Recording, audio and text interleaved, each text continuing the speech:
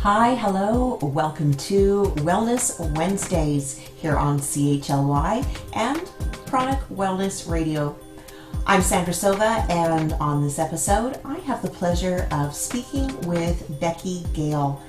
She's the founder and creator over at Cure Chronic, which is a platform and a podcast with a mission of bringing awareness and understanding towards all chronic diseases, and by giving people a voice to share their stories. Becky and I share an awful lot in common, with having chronic illness simply being one of them. I really love chatting with her and in turn being a guest on her podcast. Here now is that interview that we recorded just last week. We are both out in the community bringing awareness to chronic illness, chronic conditions, and living the chronic life. Becky, welcome. Yeah, you as well. Thank you so much for having me on the show. And I'm really excited for this. It was so exciting to get connected with you because it's so awesome to hear that there's somebody else out there doing similarly to what I'm doing. And, it's just so wonderful to be able to have a platform to give a voice for people with chronic disease, chronic illness, that sort of thing. So. Absolutely. And, having that voice and that awareness, I think it's important for those of us that have chronic conditions to feel that sense of community, to be able to connect and share those stories. But I also think it's important for everyone to be able to get a little bit of more of an understanding, see what it actually might be like to live with a chronic condition.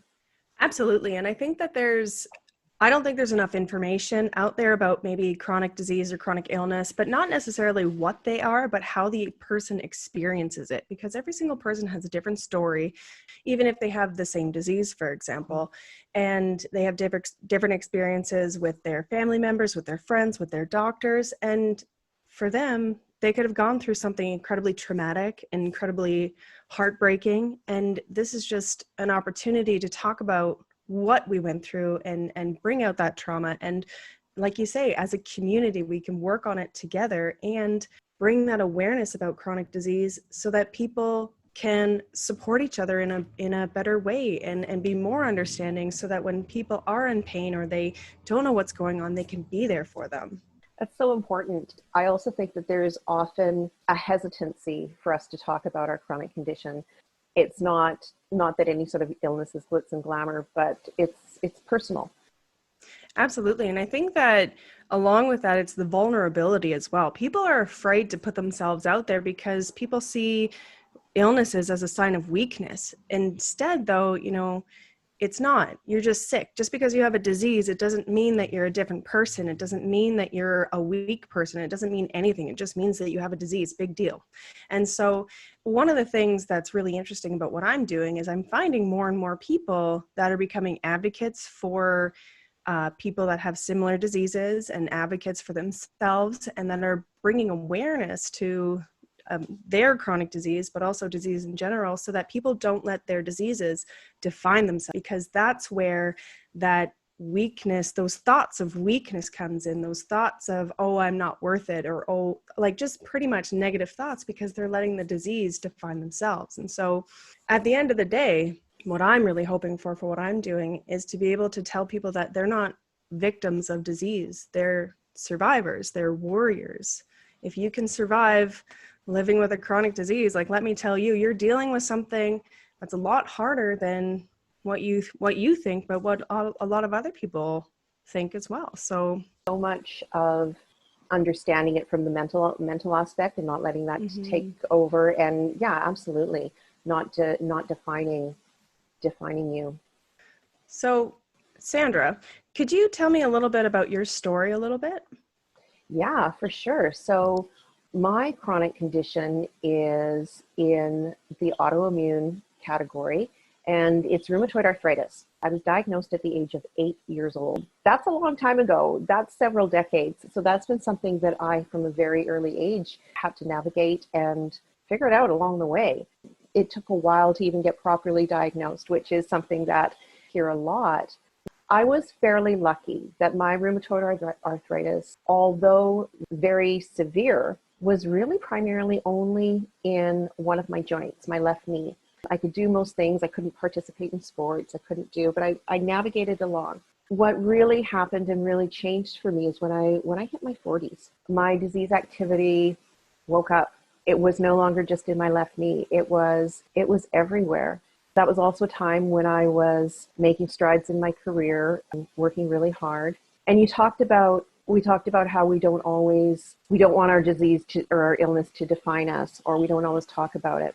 How I chose to take on my adult working life with chronic illness was to push harder, never be seen as weak or as vulnerable, trying to work my way up in middle management within corporations. I wasn't going to be that girl that didn't show up because of her aches and pains or whatever, because no one really understands necessarily. And that actually was not the best service that I could have done to myself. That's very much what I did, because living with a chronic illness, it is not easy. There's the fatigue factor.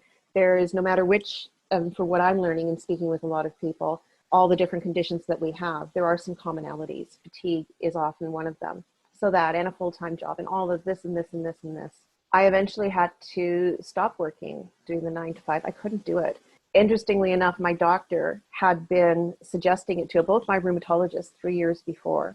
Then my GP, when they would see me presenting in the office, broken and exhausted, and my condition worsening, they would mildly suggest that I might want to take a medical leave. And I fought it tooth and nail, because that's not what I wanted, because for me that was failure. So that was a transition. I had some other health challenges that came along the way. So I live on Vancouver Island. When this was happening, when I was talking about the working stuff, I was living in Vancouver, busy, large city. I moved to Vancouver Island with my partner. Most of my family was here. I thought, okay, maybe I can embrace this sort of don't do the hectic pace, relax a little bit, don't be so hard on myself. Now, recognizing, and this is a recurring theme for me, that stress was something that would make my condition worse. So we moved to Vancouver Island. I was flaring. It was, we arrived on August 31st or October 31st, Halloween. It was pouring rain. Moving in and of itself, for anybody, right, is difficult. But having to do that, it was exhausting. Then something very interesting happened in the month of December. Just after the next month after we moved here, I was diagnosed with breast cancer. That turned my world completely upside down. It took 4 years, 1 year of and I went through the system pretty quickly. Diagnosis, surgery, chemotherapy, more surgery, one side mastectomy and reconstruction. After that year, so a full year of treatment, when treatment was over for that, it took me another 3 full years to sort of catch my breath. And that's when I reinvented my life. That's when I was able to finally make some changes, because I was forced to make some changes. It gave me a totally different perspective. And so that is where I am now, and doing things and being a voice. And I have a radio show, and I talk about overcoming challenges and how hard it is to be in that space, and how we have to ride the wave and do that. So now I'm someone who is cancer free for 6 or 7 years and counting. And I still have active rheumatoid arthritis and osteoarthritis, but I'm living well with it. Instead of suffering with, well, some days there is suffering, I'm not afflicted with or suffering with arthritis. I am someone who is living and trying to live well with arthritis. And it's a daily practice with all of the different things. So that kind of, to bring it from 8 years old to now being in my mid 50s, it's been a journey. Yeah, it sounds like a journey. But I love the fact that you say you're not suffering with arthritis, you're living with it. And I think that's huge, because instead of, again, it's kind of on the same line of, instead of letting the disease define you, you're taking control of the disease, sort of thing. You talked about a few different things in your story. One of the funny things that I'm kind of getting, like, that keeps coming up with my podcast, is the fact that people who get chronic disease, and this is like probably 98% of everyone, are type A personalities. They're the people that are always on the go. They have to do the best at work. They They do everything for other people before themselves. They will not say no to certain things. And anyways, they're just go, go, go, go, go, go, go until their body literally tells them, nope, you need to slow down. This is what's happening now, and you have to take care of yourself. And then because of the way that we are, I'm the exact same way, we have to take medical leave, and medical leave is not a bad thing, but we see it as failure. We see it as a bad thing. Medical leave means that there's something going on in your body. You need to take care of yourself and let everything else go and look after number one, sort of thing. And for a lot of us, unfortunately, we push ourselves so far to the point where we're hospitalized for months. We have to get treatments. We have to have surgery. We have to have X, Y, Z. Or for some people, for example, it could turn into cancer too. And, I'm so happy to hear that you've recovered from your breast cancer. But the interesting thing, I've talked to a few people with cancer, is doctors and nurses and everybody in the cancer field are super good at the diagnosis and the treatment of cancer, but they don't tell you about the recovery afterwards. As soon as that cancer is gone and you're cancer free, they're like, okay, bye, go have a good life. And yet you're missing parts. You just dealt with an incredibly toxic drug in your body.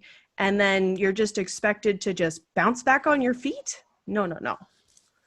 No, it's the hardest parts of that journey is not knowing what the recovery would be like. And you're right, they don't talk about it. It also has, for women and breast cancer, something that is very rarely talked about is chemotherapy gives you a medically induced menopause just like that. And that is really hard on the body. And so you have all of that. Wow. And the menopause cycle this can go on for like 10 years. You go through perimenopause and all of this. And then you can't medicate because of the estrogen, the hormonal thing. And so that is a real change time, and the recovery and the depletedness of your body. Like you mentioned, you just go through so many toxic chemicals, and through every round. For the next round, they need to give you more medications to bring your white cells up before. I talk about it, and it was brutal, and it was, but I didn't get coerced into doing that. I've been very vocal and active self-advocate for years. I chose that because of the aggressive nature of the cancer that I had, but that doesn't take anything away from the fact that it was tough. Absolutely. And I think that no matter what we go through, and even though we're trying to be positive about it and we're trying to be advocates about it and that sort of thing, it doesn't mean that it's not hard. And people can't tell us, oh, well, it can't be that bad, or, oh, well, but you're better now.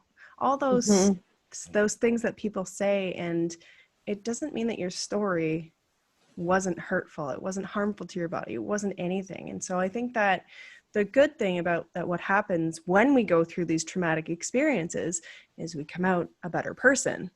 Well, the majority of the time anyway. Yeah. And we learn. And part of the experience that I had from having a chronic illness for decades before going into this, I already was ahead of the game because I know how to communicate really strongly with my medical team, and it's a team. Yeah.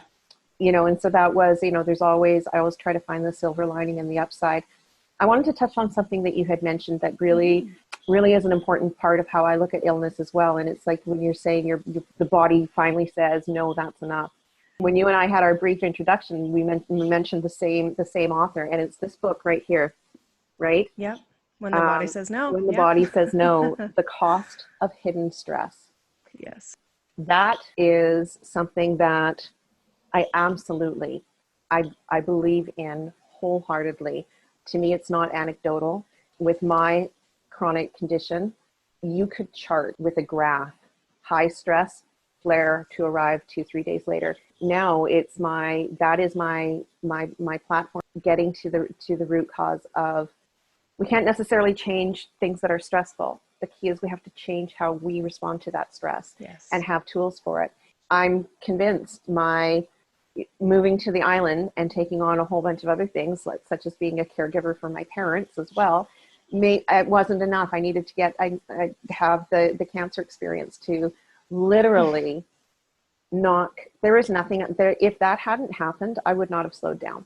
I would not have. I would have just, I wasn't, something needed to happen to really rewire how I felt about it. Not just how I thought about how I I felt about it, and what that meant for me. Don't say the words cure. Live well, manage. You can do it. I mean, it's just, it's taking care of yourself or not taking care of yourself is going to have a result on how you respond with everything. So it's that stress component is so valid. Definitely. And I think, anybody out there that has an autoimmune disease needs to listen to this book, or just needs to read this book, read the book. Or he has so many different points in that book that number one, resonated with me. I talk about it as much as I can because of the fact that's what happened to me. That's what happened to you. That's what happened to so many different people that I've talked to. It's like, oh, well, or even, for example, they've had a trauma in their past. And instead of dealing with that trauma and perhaps going to counseling or just talking to a friend or just trying to work through that trauma, they suppress it. And because of the fact that they're suppressing it and they're trying to live their daily lives, that's a cost of hidden stress as well. And so when people talk to me about autoimmune disease, you could almost pinpoint it back to either a certain time or a person's like personality and the way they live their life sort of thing. And you can actually just be like, oh yeah, so this is kind of where your first flare started and these are the reasons why, and of course that's stereotyping. It's not 100% of all cases, but it's a good majority, and it's amazing. And I think that, like, honestly, everybody needs to read that book because it's pretty eye-opening, that's for sure. Let's both do that. Put that in our show notes and our reference material, because it is it's so powerful. And yeah, the connection, the correlation with autoimmune diseases, which there are so many of them. Like, definitely. That's how you and I sort of bonded and connected, because cure chronic wellness, kind of almost we're saying the same thing. We're saying the same thing in different ways, which touches a lot of people. There's a lot of people in this community.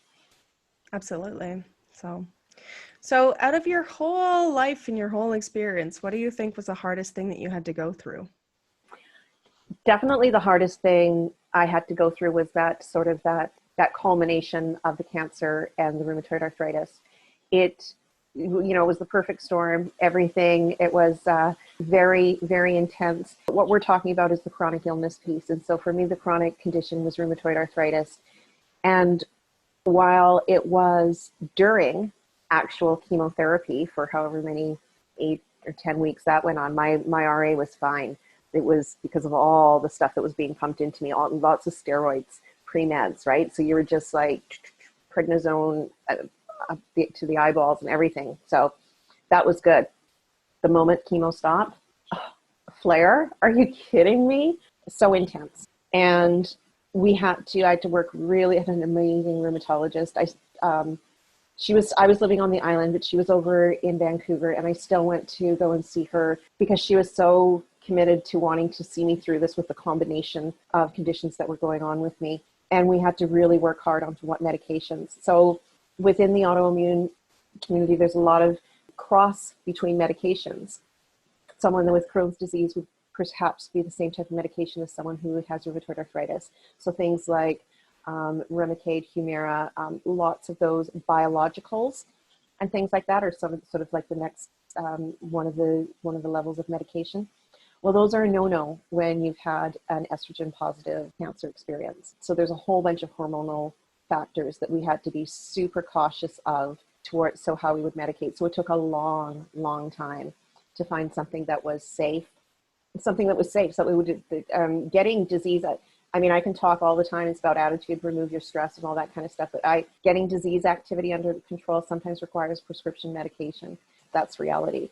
And it took a long time to find something. I was in a severe flare for 16 months. By the end of that, I was almost bedridden. So that was the hardest thing. And then, interestingly enough, you hear someone's at their rock bottom or lowest point, if at your lowest point, then the only other way must be up. And so that's when that I decided to take care of my health. But I can't even. You do. There's almost a blessing. Like there's parts with this that are gone from my memory, like lost chunks of time. But that's okay, because I don't really necessarily want to relive all that. But it was intense. No kidding. That sounds. Oh. You know, it's funny because when we first talked, I kind of said that my Crohn's disease had caused rheumatoid arthritis, and right before as you know, I just went to the island, and right before my trip, it was crazy because I had a really bad arthritis flare-up for almost 2 weeks. It was about 10 days. And I just could not imagine, like, the pain that I was in, like, I could not imagine 16 months of that. Oh my goodness. Ow. Just ow. Yeah. And you know, I've never even realized that Remicade and Humira, like, you can't take it if you've had. I'm glad that you had a doctor that was able to recognize the separation of the medications with. I don't know where your spiritual beliefs lie, but I believe I'm on this absolute path for a reason, and that I am guided here. And I had my rheumatologist at the time. Yeah, so I was in very good hands. And interestingly enough, while they didn't confirm or say that the medication that I was on caused my breast cancer, she was confident that the fact that it had accelerated it and made it so aggressive. To me, that was, again, a blessing, because that's how I was able to discover it. Something seemed so off, so quick, so fast. And that's one of the things that I'm terrible with medications, because of the fact that I just feel like, especially for me, I have such bad luck with medications, but I get such horrible side effects with them all the time. And I'm actually now kind of a little bit in an argument with one of my doctors, because I'm like, I do not want to go on a biologic, period. Like, I will try to figure this out on my own. I'm on a small amount of medication right now. And I just, because I've had such bad experiences in the past with medication. And it's like what you say, it's like, if that, it's a blessing in disguise, absolutely. But, you know, the fact that it accelerated the cancer, it's like, well, what would have happened if, you know, you didn't see it in time or something? So that's scary. But those medications, it's great that they are available, because sometimes that's needed. Yes. But my whole thing is I wait as long as I can, and the small, and I'm not gonna layer medication on medication to manage my life. I'm gonna exactly. I have to manage my life. That's one of the things too. It can be overwhelming, and rightly so. These medications, it's not just a anti-inflammatory that we're talking about. They're bigger guns than that. Absolutely. And again, like, I'm not saying, like, people out there listening, you know, medications are good. They're there to help you. They're there to heal you. They're there, you know, they're made to make sure that you live a healthy life and live a normal life. I'm just trying not to take them. That's all. So don't take my advice. So, you know, we talked about the hardest thing. What do you think has been the best thing to come of all this, apart from your radio station?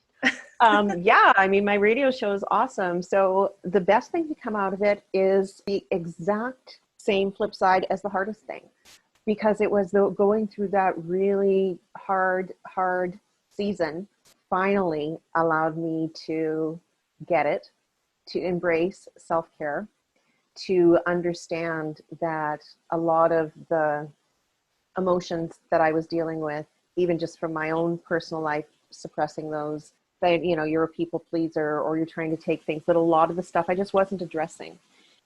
When I would address it, I would not reach for maybe the best things for me. I know I'm not the only one that has chronic illness that sometimes would self-medicate to try for symptoms or for mood, or right, it's real, and I'm not ashamed to talk about that. I think it's really important.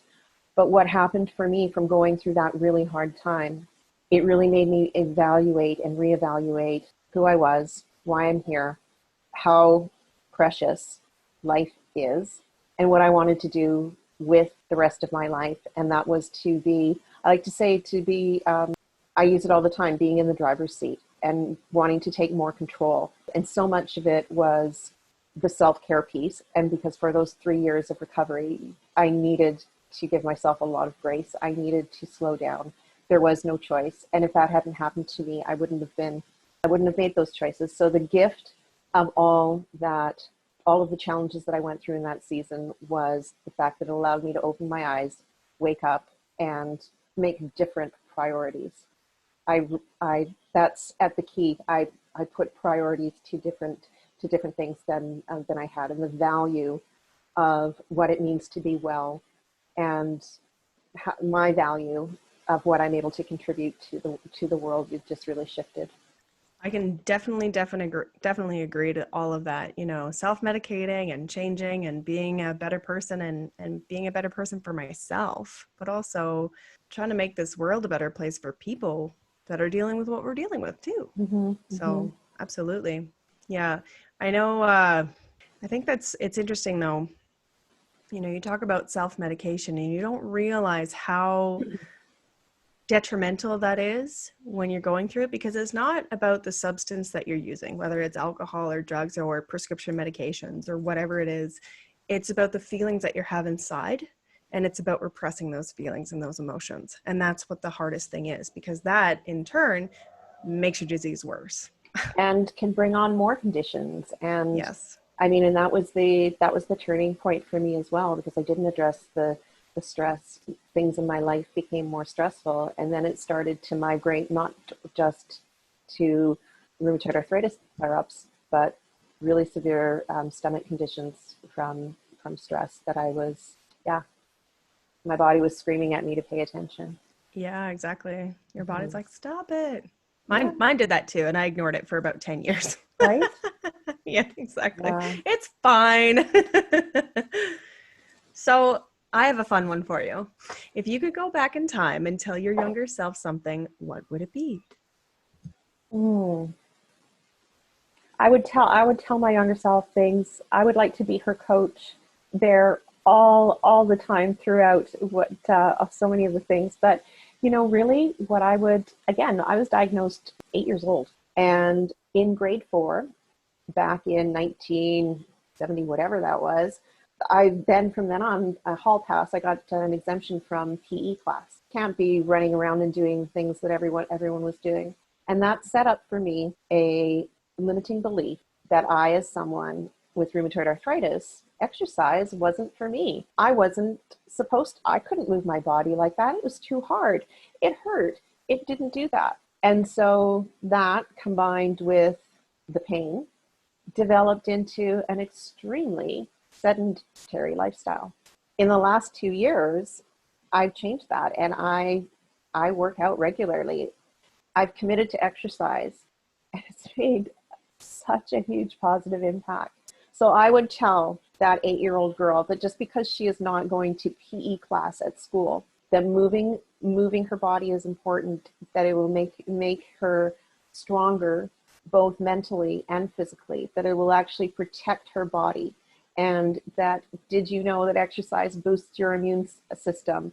You don't have to do and move your body like the other people in the field or in the class. You do what you can with what you've got. Your brain is a muscle, your body is a muscle. Go outside and play, go run around. That's what I would tell her. That's awesome. And I think that that's huge because, you know, especially with someone else that has an autoimmune disease, I try to exercise almost every single day, whether it's taking my dog for a walk or going for a run. You're right. It helps everything. It boosts your immune system. It creates endorphins. It just makes you a little bit more sharp and on the ball. The interesting thing that you said, though, is the fact that your brain is a muscle. And I'm almost like addicted to it, but I try to read really like educational books and do schooling all the time and try to always educate myself because, you know, your brain is a muscle. And so why not feed it with things that aren't going to be mind numbing and stupid things. I mean, like, don't get me wrong. I watch Netflix and I love my Netflix shows. That's fine. But, you know, when I'm on the off side, I try to do these courses and I try to do all this stuff. And I'm like, oh, this course is on sale. I'm going to get that. So I think at the end of the day, people don't realize that their brain is a muscle. And it's like, they just say, oh, well, I'm just a forgetful person. No, you're not a forgetful person. You just need to train your brain to stop forgetting so much. And, but people don't recognize that.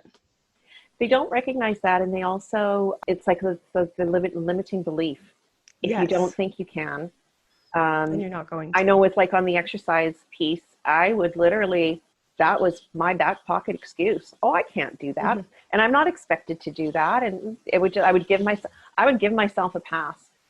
But one of the things that was such a profound learning point is that if you have unchecked inflammation in your body, so rheumatoid arthritis, lots of inflammation. There are other conditions where you can have unchecked inflammation, that the longer that you have unchecked inflammation, it is extremely hard on your heart. And cardiovascular conditions for people with autoimmune conditions that do not get their disease activity under control, do not maintain a healthy body weight, and are not physically active, have a lower life expectancy because of damage to their heart.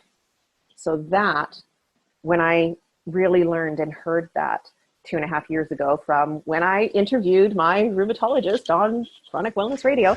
That's awesome. I honestly credit that. It was my wake up call. It's like, oh, wow. So reducing inflammation, medication if you need to for your diseases prescribed by your doctor, but moving your body, fueling your body with things. I mean, I again, in the last two years, I've started taking like really good supplements for my body and doing things and increasing my hydration and the exercise component, because it boosts our immune system, it reduces inflammation, and that has an overall effect positively on our health. Because again, we're not defined by our disease. It is not just our body system, has everything else to figure out and to maintain and to thrive in outside, regardless, and on top of what we have as a chronic condition.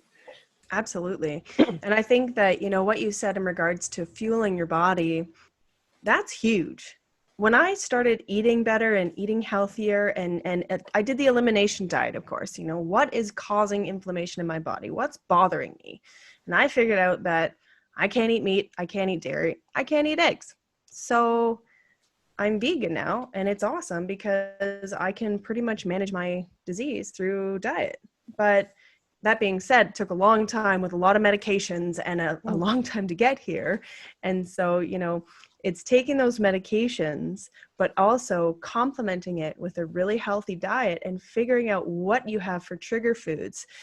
And then the other thing too is yeah, exactly. Getting supplements. The one thing that I'm doing right now is I have turmeric capsules, and that's anti-inflammatory.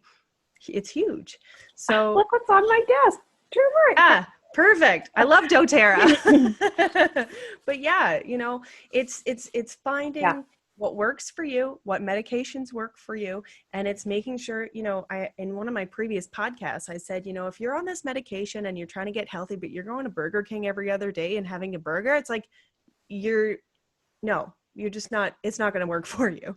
You know, you have to take the necessary steps in order to get better along with the medication. Like, the medication's there to help you, but you have to be the person to take the necessary actions in order to, you know, you have to advocate for yourself. You have to get yourself better, pretty much. Take responsibility. This is not our, whether you are in the camp that you think that stress may have contributed to your chronic condition, whether or not you believe any of that.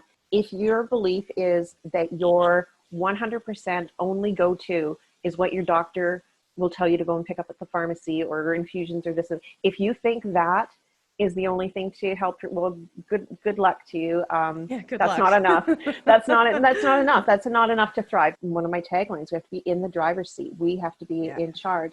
We owe it to ourselves. We would want that for someone that we loved, or our best friend. Mm-hmm. So definitely. We should stand up and want that passionately for ourselves, and to take Yeah, take control. Yeah, you can have burgers, or, you can have a treat here and there. But if we're putting garbage into our body, no, that's a whole, Yeah, good inflammation luck. loves sugar and processed foods and stuff like that. I did, Oh yeah. and listening to, how you've made a change, and you're now vegan because you've eliminated one of the things that weren't good for you.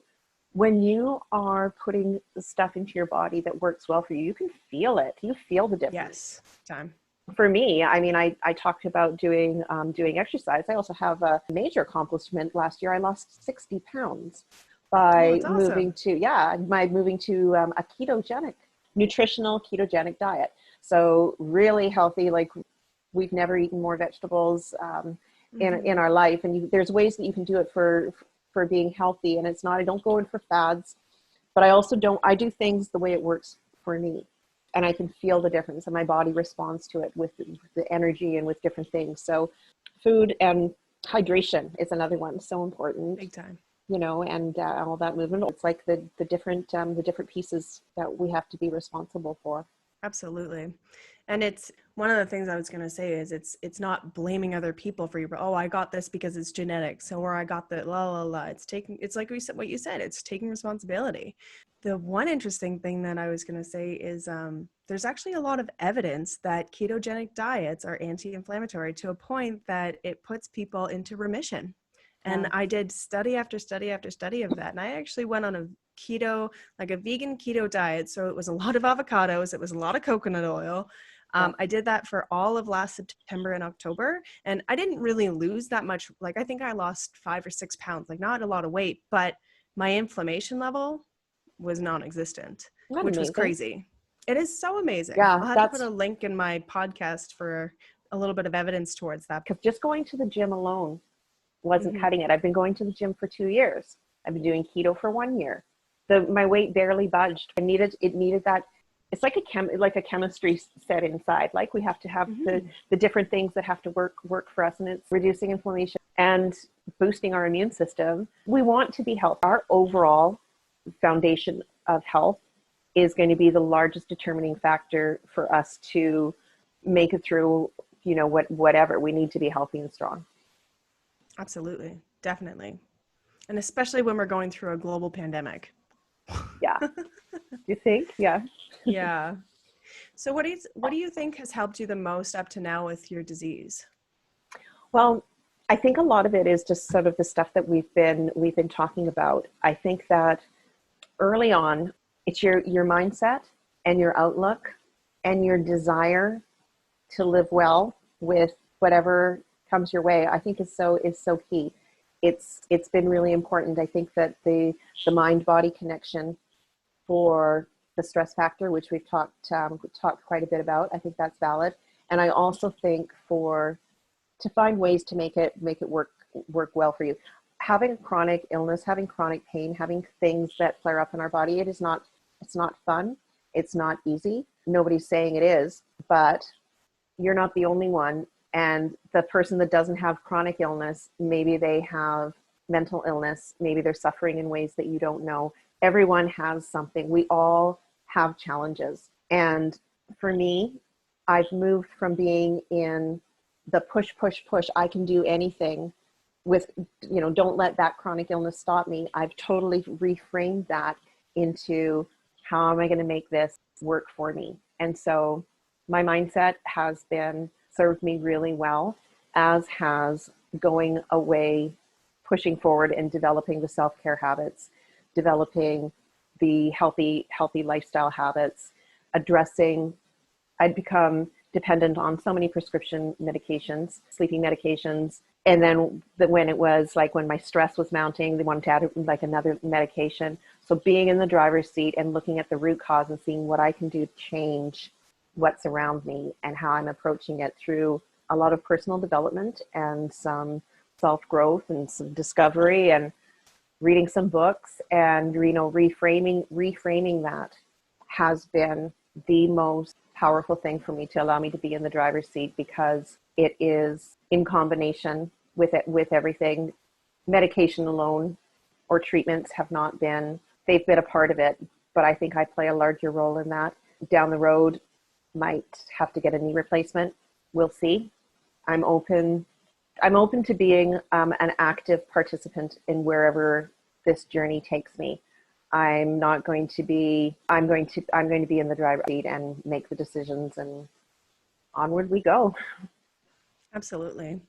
And I think that, having that mind-body connection is huge with disease, because your mind is always on that go, go, go, go, go. And it's constantly in that state of fight or flight response. And I think that's why like yoga and meditation is so huge and so important, because number one, you stop being in that fight or flight response all the time and your cortisol levels lower, but also it allows your mind and your body to be connected. I'm actually doing this I don't know if you're into meditation at all, but Very much I just so. started doing this new breathing technique. It's by the Iceman, Wim Hof. Anyways, I'll email you the link and stuff like that, but it's amazing. I used to have such a hard time with meditation, but I started doing this, and it's just crazy how my body's changed and how connected I feel with like every single cell in my body, which is really strange. I sound like a hippie, but it's really cool. But having that mind-body connection is huge when you have disease, when you have anything, either, having that mind-body connection is so important when you have any type of illness, disease, sickness, when you have stress, whatever it is. And, you talked about people almost comparing their diseases to other people or their stories to other people. And I actually just listened to a podcast this morning by Brene Brown, and she was talking to Rana Burke, the founder for the BLM or the Me Too movement. And so what they called that is comparable suffering. And when I heard that, I was like, oh my gosh, people are saying out there like, oh, well, I have Crohn's disease and it's, it is what it is. I deal with what I deal with, but it's not that bad. I know there's other people out there that have it worse than me, sort of thing, or I'm not going to get any XYZ, la, la, la, la, because they're comparing their stories to other people.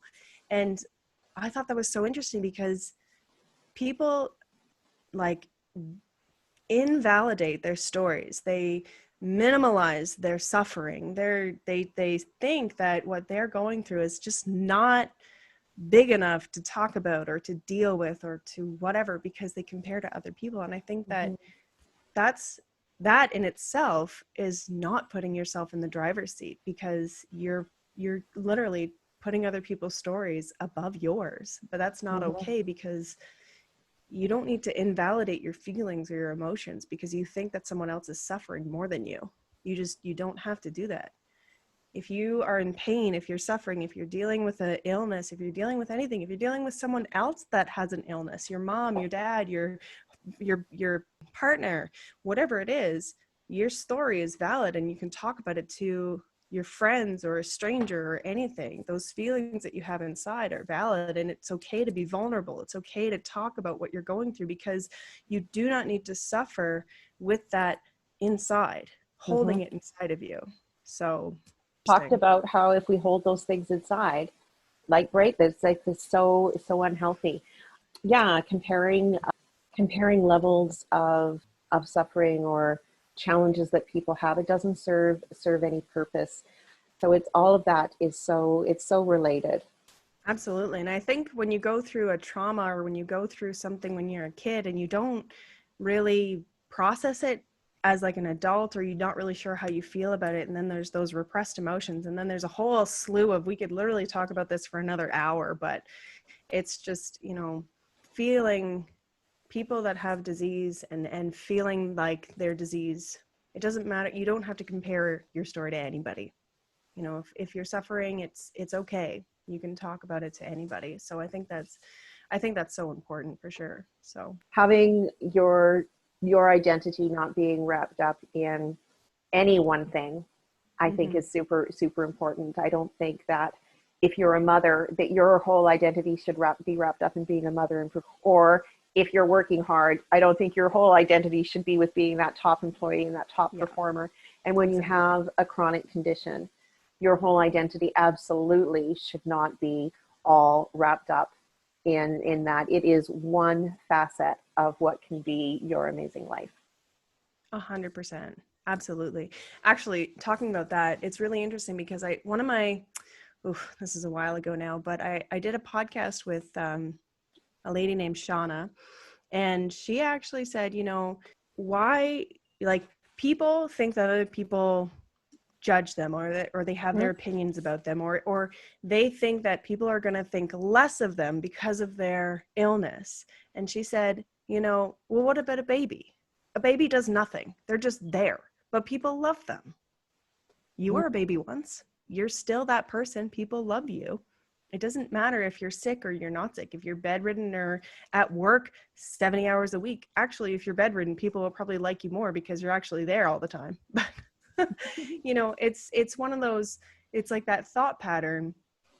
And for some reason, it's like those self-limiting beliefs, whatever reason why we think that about ourselves. It's like, oh, they're not going to like me because I have Crohn's disease. Where do those come from? So, but anyways, so Sandra, could you give any of our listeners a bit more advice for their struggles? I think the advice is to be really open to different ideas. Be open to things like, Becky, you talked about meditation. I talked about how, like, with my stress, I use essential oils. Movement, exercise. I think having an open mind is really important. It's important to not be confused by thinking that I'm suggesting that you should always be happy all the time or think positive and all your troubles will be gone. But what we focus on expands, reaching and finding what works for you. Don't rely on anybody else to tell you what is going to be exactly right for you. Do your research and know and listen to and be really in tune.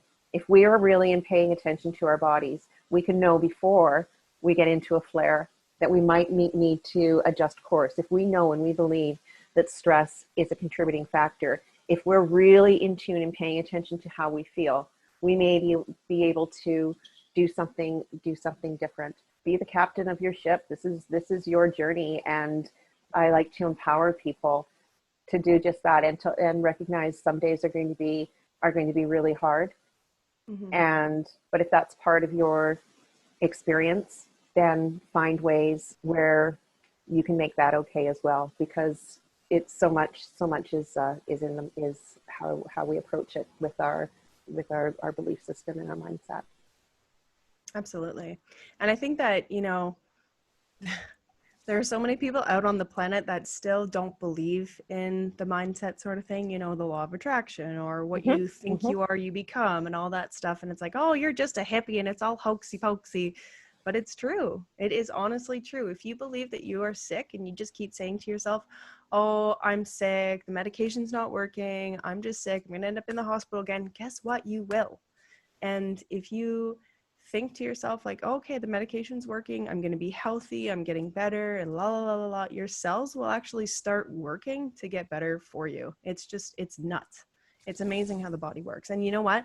I love essential oils. I've got my boyfriend hooked on them. I use them for everything. It's like, oh, you're stressed out, I have an oil for that. Oh, your dog is sick, I have an oil for that. Yeah, right. Your car's not running properly, I have oil for that. It's I have loved having this conversation. Like, there's just been it's been really fun, and this has been I know that my listeners are going to enjoy hearing from you. Becky, you have a podcast. I do, yeah. Tell us about your podcast. Absolutely. So it's Cure Chronic, and cure is a little bit of it's almost like an oxymoron because you can't cure chronic disease, but my hope is to cure invalidation, cure misdiagnoses, cure the misunderstanding, and cure the unawareness of chronic disease, and so much more. Like I have a really broad, exciting vision with what I'm doing, but the biggest thing is I'm creating a platform for people with chronic disease to talk about their story, to give them a voice. And so for people to hear them and not only say, wow, that person went through a lot, they had to experience, I can't believe they had to experience that. But what my main goal is for people to listen to that. And if they're suffering with something and they say, oh my gosh, Becky, I listened to your podcast with this person here, and I think I might have that disease, and then I can get them connected with that. And that's already happened, which is crazy. But, and then I can get that person connected with the other person and be like, yeah, maybe you do have that disease. And then if they go and get a diagnosis and they get on treatment and they get better, Yeah. that's exciting. That's really exciting for me. So for me, what I'm doing is I don't want people to suffer like I suffered. And I don't want people to deal with doctors like I had to deal with. And at the end of the day, I just want to create a chronic community so that we can all lift each other up, we can all understand each other, and we can all create that awareness about chronic disease, because we're not different. We just have a disease. Big deal. Mm-hmm. So, and there's so many people out there that have chronic disease. I kid you not. It's like every single human being on this planet either has a disease, knows somebody with a disease, or has experienced something with someone with a disease. It's just, it's common, but it's misunderstood. And that's what I'm trying to do, is create that understanding and awareness towards all chronic disease, not just one. I think that's great. And I mean, it's like that awareness, your platform and mine, we're doing just that, and giving a voice for people. I want to just like say right now, I want to have you back on the show again and do this podcast collaboration thing. I think we just like, doesn't it feel like we've only touched the surface? There's so 100% more that we could talk about. Just so interesting for me. The best guests that I have on, just like this conversation, there's so many things that we sort of click on in that, and a lot of it is the stuff that is the mind and the body and the awareness. And I think that I think as a planet and as a world, I think more and more people are waking up and respecting that all across the board through all areas. I think that's really great. Definitely. I hope that it just keeps getting better and better, because I think the more people that understand that mind-body connection, that understand the divine energy, if you want to call it that, the better they will be as a human being, but also hopefully the healthier they're going to be as well. But it's funny that you say that, like I felt a connection with you, and there's so many people that I have on my podcast, and I'm like, do you want to just be best friends? That's right. Yeah.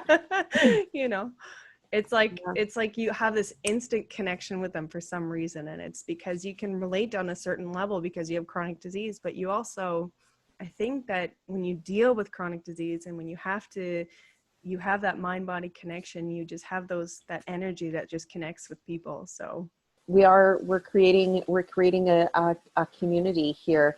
I know that from connecting with you through the radio station, I can see us having more conversations, and we'll probably be introduced to a lot of really cool people in each other's networks, because that's how this works, right? It's you meet so many interesting people, hearing their stories. Definitely. So yeah, well, thank you so much for your time and all your advice, and this has been awesome. But how can my listeners get in touch with you? Chronic Wellness Essentials on Facebook. Those are Chronic Wellness Tips on YouTube. And the Chronic Wellness Radio Show is on CHLY 101.7, which is community radio here in Nanaimo, BC. I'm on every second Wednesday, Wellness Wednesdays on with Sandra Sova on the radio station. You don't have to listen to it live on the air, and I also put them back up on Facebook or on YouTube. Perfect. Yeah, and I'll put a link to all your connections on my podcast description there as well. So yes, perfect. And people go and listen to Cure Chronic. It's I want to catch up on a few episodes. I love this sort of information that we're able to share with everyone. Absolutely. Yeah, and I think the more information, the more communication, the more whatever is going to create the most awareness out there. And so hopefully we can change some lives. That's for sure. Let's change some lives, and let's have have another conversation. I'd love to hear more about your story. We talked a lot about my journey. I'd like to hear sort of what brought you to doing the work that you're doing. Absolutely. Well, that wraps up today's program. Thanks again to Becky Gale for joining me and for the work that she is doing with Cure Chronic. You can find all of Becky's contact information, links to her podcast, and a meditation app she is recommending in the show notes for today's program. Go over to Facebook or YouTube, search for Chronic Wellness, and you'll find the replay there. I hope you've enjoyed what you've heard today. If you would like more information on anything from today's program or have a guest or topic suggestion, I'd love to hear from you. You've been listening to Chronic Wellness. This is Sandra Sova. I'll be back in 2 weeks. Stay well, everyone. Until next time.